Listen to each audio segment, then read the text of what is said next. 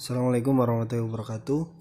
Kami dari kelompok 4 Ekonomi Sumber Daya Alam kelas A akan menjelaskan mengenai review jurnal sumber daya air yang sudah kami review.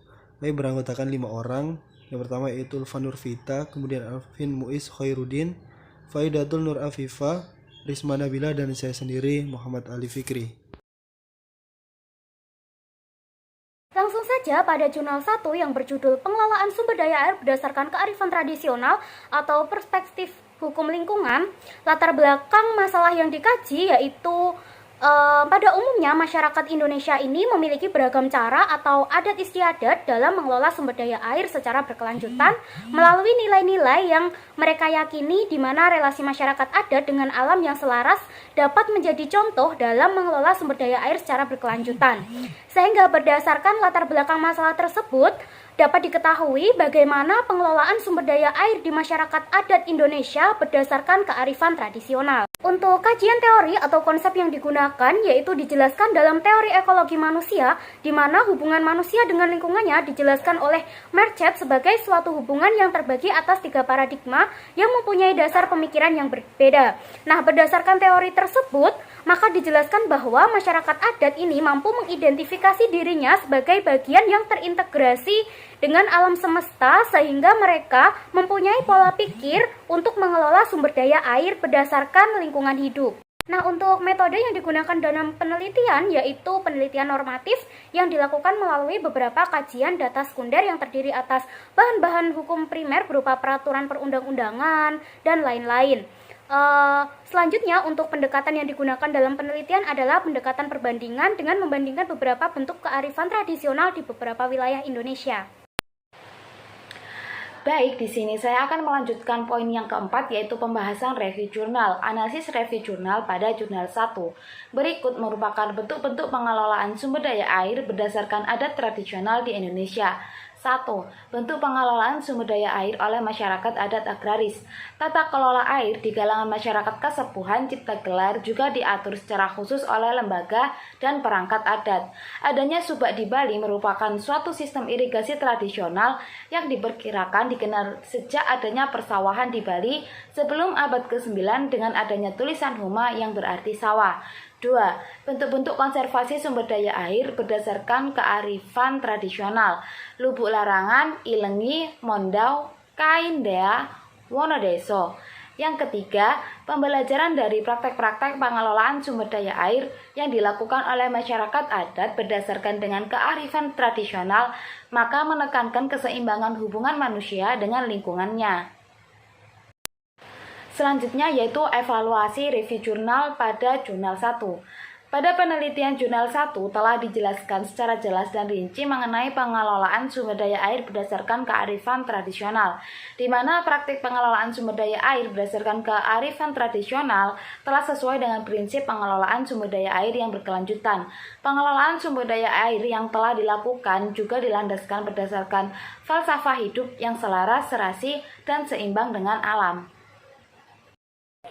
Baik, kita akan menuju ke jurnal 2 dengan judul Potensi Air dan Metode Pengelolaan Sumber Daya Air di Daerah Aliran Sungai Sowan, Perancak, Kabupaten Jembrana. Baik, untuk pertama kali yang dibahas yaitu mengenai latar belakang permasalahan yang dikaji. Lahan di kawasan muara Sungai Bali banyak yang beralih fungsi dari lahan pertanian menjadi bangunan, tepatnya di muara Sungai Sowan, Kabupaten Jembrana. Perubahan alih fungsi lahan daerah aliran sungai atau DAS berdampak pada banyaknya pengikisan atau erosi di daerah hulu hingga hilir sungai. Selanjutnya yaitu kajian teori atau konsep yang digunakan.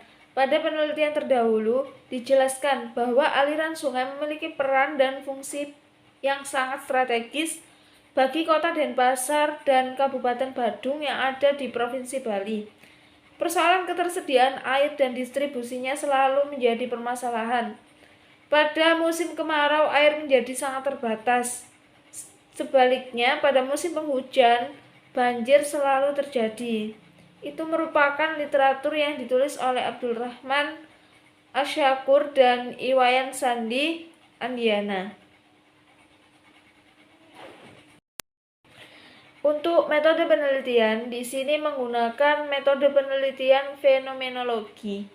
Hal ini disesuaikan dengan prinsip pelestarian objek studi yang banyak berkaitan dengan sistem pengelolaan sumber daya air yang diperoleh dari data sekunder seperti laporan Departemen PU Provinsi Bali. Selanjutnya yaitu analisis review jurnal.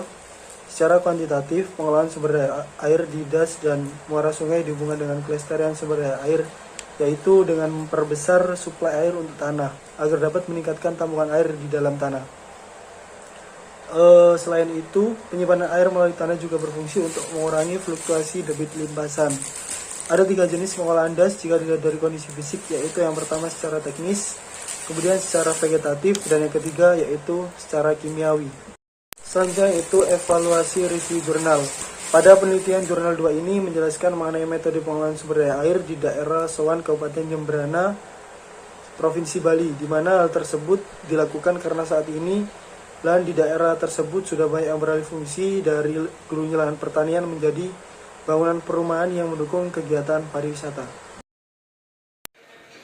Baik, kesimpulan pada jurnal 1 ini dapat ditarik kesimpulan bahwa masyarakat dapat menggunakan tata kelola sumber daya air berdasarkan tata cara masyarakat adat.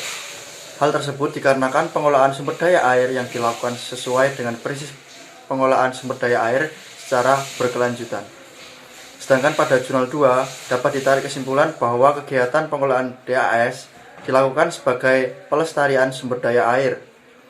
Secara kuantitatif, pengelolaan sumber daya air di DAS untuk memperbesar suplai air untuk tanah, serta ada 3 jenis pengelolaan DAS jika dilihat dari kondisi fisik, yaitu secara teknis, vegetatif, dan secara kimiawi. Selanjutnya yaitu saran. Saran yang dapat diberikan pada kedua jurnal, yaitu sumber daya air merupakan salah satu sumber daya utama yang dibutuhkan oleh manusia. Banyaknya kebutuhan manusia yang tergantung dengan sumber daya air menjadi salah satu faktor pendukung bahwa sumber daya air perlu untuk dikelola. Untuk daftar pustaka bisa dilihat di bawah ini. Sekian presentasi dari kelompok kami, kurang lebihnya mohon maaf.